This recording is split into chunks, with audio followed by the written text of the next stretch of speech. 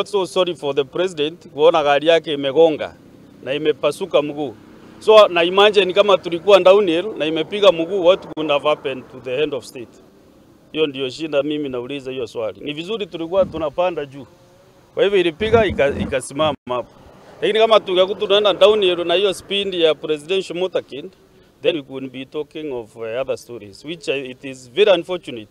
Barabara inaweza kuwa namna hii na pesa iko mingi, budget tumepea Kenya National Kenya, tumepea pesa mingi, pesa ya maintenance, lakini wale watu wanapea kandarasi sijui ni akina nani. Labda kama wao wanajipea wenyewe ndio wasitumie hiyo pesa, because we don't understand why even local people here cannot get these small contracts ya kufill tu. Ndio shimo ikifika ifike hapo ni kwamba hakuna contractor ako kwa hii barabara. Kwa hivyo sisi kama wanapewa wale wanarudisha mkono pande hii alafu wanaachana na kutengeneza barabara zetu. Unajua security hapo umejipanga vizuri.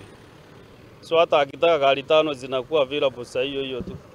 Sio kama wewe yako ikipiga lazima ukwame hapo masaa 3 ukitengeneza. So hiyo level iko juu. Kwa hivyo I think haikuwa issue kubwa. Lakini now is the risk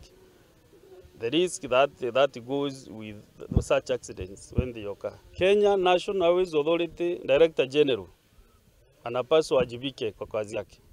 So hizi barabara zote mpaka hata na nyuki hii yote, this is Kenya National Highways road class B.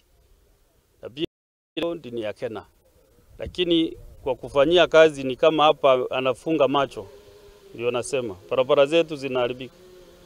Ukienda pande zingine hata barabara ya Kichochoro imewekwa under Kenya, wameupgrade barabara za huko. Lakini barabara za hapa Mount Kenya East tunateseka kabisa. Na zote ziko under Kenya. So we are not able to maintain good standard ya barabara sababu Kenya nayo pesa yake ni kidogo na barabara zake ni mingi. Lakini Kenya iko na pesa mingi, but upgrade barabara za huko ndio ziwe kwa hiyo level kama sehemu zingine za Kenya imekuwa ngumu.